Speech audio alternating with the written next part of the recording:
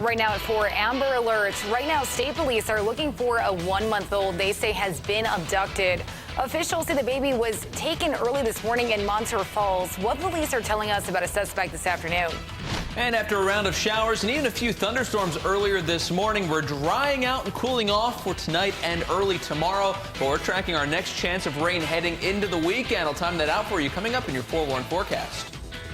And caught on the Clinton Street Bridge. A tractor trailer stuck under the bridge in Buffalo. Hazmat crews are called to the scene. We'll tell you what the truck was carrying and the traffic alert in the area still this afternoon. From the station with the most local news, this is News 4 at 4. Good afternoon and thanks for joining us in your top 4 at 4 today. An Amber Alert has been issued for a missing infant police believe was abducted from Montour Falls, New York. That's located just outside of Watkins Glen. Here's what we know so far. State police issued an Amber Alert late this afternoon for 1-month-old Gianna Harder. They say she was taken from Rock Cabin Road in Montour Falls around 5 o'clock this morning. Officials say they have reason to believe the child is in imminent danger. Authorities say the suspect is 31-year-old Katrina Harder. They share a last name, but we are working to find out the relationship between the two. Katrina Harder was last seen driving south on North Exchange Street in Geneva. If you have any information or if you've seen the pair, you are asked to call 1-866-NYS-AMBER or dial 911. Also this afternoon, cleanup is still underway in the area of Clinton Street and Fillmore Avenue after a truck carrying hazardous materials became wedged under the Clinton Street Bridge. Now, we first brought you this as breaking news on News 4 at noon. Now, here's a look at the scene at Clinton Street, not too far from Fillmore Avenue. Authorities say the tractor trailer got stuck there around 11:30 this morning, and fire crews tell us the trailer was carrying acid and corrosive materials, but none of that spilled onto the roadway. This particular bridge has been hit before by big rigs. Right now, Clinton Street and the surrounding area is closed off to traffic, and it still could be for a couple of more hours before it reopens. But when it does, we'll update you on air and online, WIVB.com. Also, be sure to check out our social media pages for the latest updates. Power is back on across western New York this afternoon, but this morning more than 5,000 National Grid customers woke up in the dark in Niagara County. News 4's Katie Alexander shows us some of the problems that caused in North Tonawanda. This 7-Eleven at the corner of Robinson and Division is one of many places that lost power this morning, and that made for a rough morning for customers who were counting on the crew here for caffeine. I actually live across the street and I have power, and when I got here, they said no coffee, so I was a little upset. What is that going to mean for your morning? It's going to be a slow morning. The great coffee crisis of 2018 was really the least of the problems in this area, though. The traffic lights on the Twin Cities Highway at Robinson were reset with the outage and were left blinking red. The four-way stop intersection quickly became a hotspot for near misses and fender benders. North Tonawanda saw its fair share of traffic trouble, with the power outage knocking out several traffic lights around the area. The DiVirgilio family had a noisy wake-up call. A lot of cars beeping at the light because nobody understands how a four-way stop works. A little later in the morning, this was the sound filling the air. Generators powering the traffic light at Payne and Walk and the fire station at that corner. We're told the situation here was unusual. We normally don't lose power, even in the worst windstorms we've had, so it was a little strange to wake up to not have power this morning. Nearly everyone had their power back on by 8:30 this morning, meaning 7-Eleven customers could get their coffee again. And in other places that had been dark, people had reason to smile. Still, it's probably not hard to spot some of the people who woke up without power today. I couldn't shave this morning, so that was a little difficult. Remember, if you ever lose power, you can always connect with us using your smartphone or tablet. Use the News 4 app to get the latest updates on news and weather and watch our newscasts streaming live. Reporting in North Tonawanda, Katie Alexander, News 4.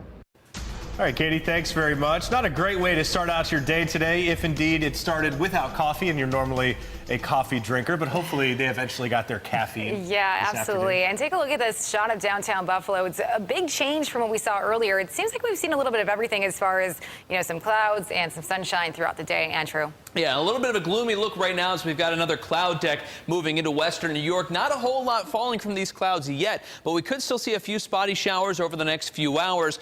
Ultimately, later tonight, we will clear things back out as high pressure builds in, and we'll have some dry weather into the start of your Friday. Up towards Niagara Falls, again, we had the sunshine over the past couple of hours. Now the clouds moving through, but you take a look at the temperatures out there. It's much cooler than where we were the past couple of days. 59 degrees here in Buffalo, 69 still up at the falls as the clouds begin to move in. We get a little more shade and some 60s across the southern tier. One of the reasons why we're so much cooler here in Buffalo is that breeze off of the lakes. 25-degree drop from this point yesterday here around the metro. And again, the winds out of the west and southwest over a cold lake area, and still a noticeable breeze out there as well. Away from that lake breeze, it's a little bit more comfortable. Take a look at the satellite. We've got the cloud cover moving in, but not a whole lot showing up on local radar. A little more moisture back in Ontario. Could still see a few spotty showers throughout tonight, but we've really cleared out from the rain and thunderstorms we had earlier today, courtesy of that cold front now well off to the east. We did have some thunderstorms with that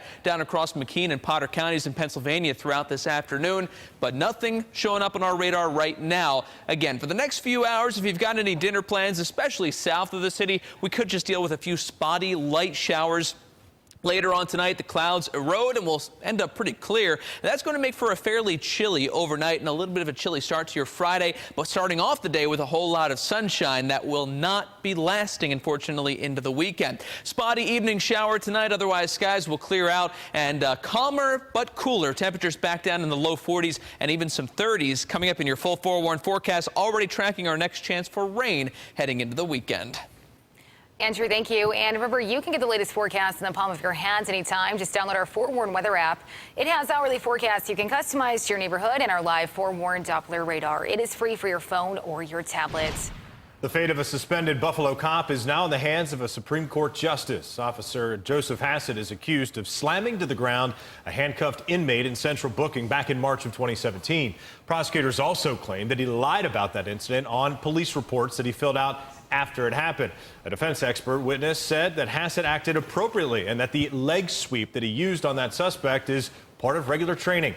State Supreme Court Justice Russell Buscaglia is expected to hand down his ruling on May 24th. New charges have been filed against the man police say plowed into a group of people in Toronto last month.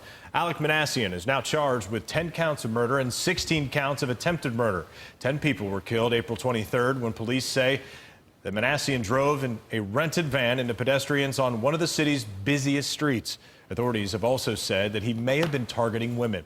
Manassian is not scheduled to be back in court until September 14th. Cheektowaga police and the Walton Galleria are staying prepared in case of a worst-case scenario. They held a security lockdown drill at the Galleria today. It started at about 10:15, just after the mall opened. Store employees are told to drop their store doors and get out of sight to try to minimize damage a shooter can do. The goal is to train employees on how to react in an emergency situation. We also asked what customers should do in that situation. Obviously, if they can get out, they're going to get out, just to avoid the situation altogether. If they can't get out, get into a store, get into a back room so they're safe. They're deny the shooter access to where they are. And if it comes down to it, they have to be prepared to defend themselves. This was the second lockdown drill held at the Galleria so far this year. It lasted about 15 minutes. Orchard Park police are thanking a good Samaritan this afternoon after he stopped a man from continuing to drive out of control last night. News 4's Kelsey Anderson has more on the man's heroic actions. Kelsey? Yeah, Orchard Park police tell me a driver in a pickup truck hit a Jeep at the corner of Armored Duels and Chestnut Ridge Road last night. But the driver never stopped and got onto the 219. While he was on the 219, police say they got several phone calls regarding an erratic driver. That pickup driver ended up stopping in a median briefly, and that's when a Good Samaritan pulled up behind him. Police tell me that Good Samaritan opened his door, grabbed the man's keys, and kept the driver there until officers arrived. It did help in this case, and there are times where, we do need citizens to get involved. As far as to what extent, they have to use their own common sense and abilities to determine whether or not it's practical or not. But in this scenario, it worked out well and possibly saved somebody's life if this guy was able to get back on the highway. Police arrested the driver of that pickup truck. The 47-year-old Orchard Park man is now charged with numerous vehicle and traffic charges, including DWAI drugs and leaving the scene of an accident. Now, I did talk to that Good Samaritan. He says he was just happy to help. You can hear from him coming up at 6 o'clock. In the studio, Kelsey Anderson, News 4 at 4. Great story, Kelsey. Thank you. Next, the News 4 in Elmwood Staple is getting ready to close after 17 years.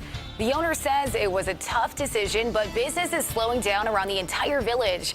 We hear from her about the decision coming up next. And Out of This World Photos, the artist that's turning space pictures into unbelievable art. We'll show you his galactic works right after this. And again, we want to show you this picture of 1-month-old that state police are looking for. An Amber Alert was issued this afternoon for Gianna Harder. Police say she was taken in Montour Falls earlier this morning, and the suspect, 31-year-old Katrina Harder, was last seen in Geneva. If you have any information on this Amber Alert or either of their whereabouts, you can call 1-866-NYS-AMBER or dial 911. We'll be right back after this break.